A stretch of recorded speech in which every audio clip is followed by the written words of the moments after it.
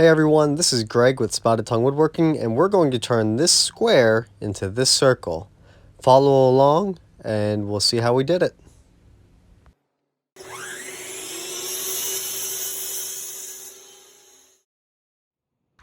In my previous video, I went over the full build of this walnut table, but I thought I'd pay special attention to how I cut out the circle. First, we started with a rough blank, and with a rough blank is I drew an imaginary circle and I figured out how long each piece needed to be to fit inside the circle in order to minimize my waste.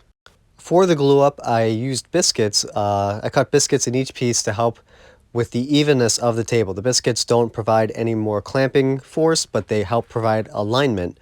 Using Titebond Dark Type 2. This dark glue is supposed to work better for walnut because when it dries, it matches the walnut better than traditional Titebond 2, Titebond 3.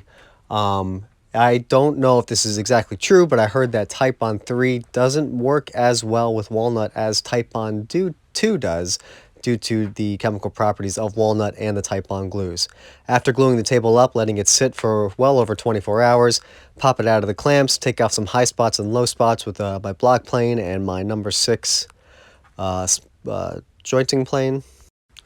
And I took it out. There was a little bit of a bow and everything popped, so I smoothed it out, flattened it out, flip it over. 54-inch round table, so 54 inches, it's a little bit over 4 foot.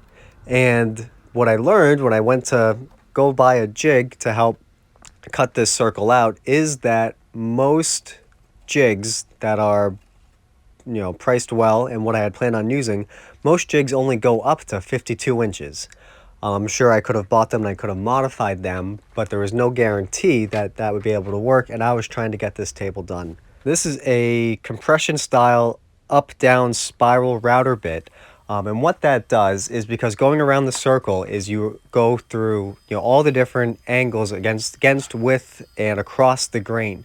A straight blade on a router would probably have a lot of tear out and would really pull some pieces, tear some grain along the edges. This compression style, the way that it shears the wood fibers, actually helps hold the wood together as it cuts. Because I couldn't find a jig that was big, that could cut out a circle large enough for the table that I was making, I had to take a true craftsman approach and make my own jig. I had some leftover Baltic birch plywood, and I was able to find exactly the edge of 54 inches, so 27 inches, because that is half of 54. Mount the router on it, mount the plate to the bottom of the table and cut it out from the bottom. For some reason, right after I cut this table out, and had nothing to do with me, there was a lot of debate in the woodworking community as to which way you're supposed to cut out a circle. The best explanation is, if you are keeping the inside of a circle, when you cut it, make sure the circle is on the left of the router, so counterclockwise. If you're going to keep the outside, you want to go clockwise. The reason for this is due to the rotation of the router bit. You want to go against the rotation for the piece that you are keeping, so the router spins clockwise, so to push against the rotation of the router will give you the best cut. What I ended up doing for this table is I was actually able to use the router and the router bit to cut the entire circle out.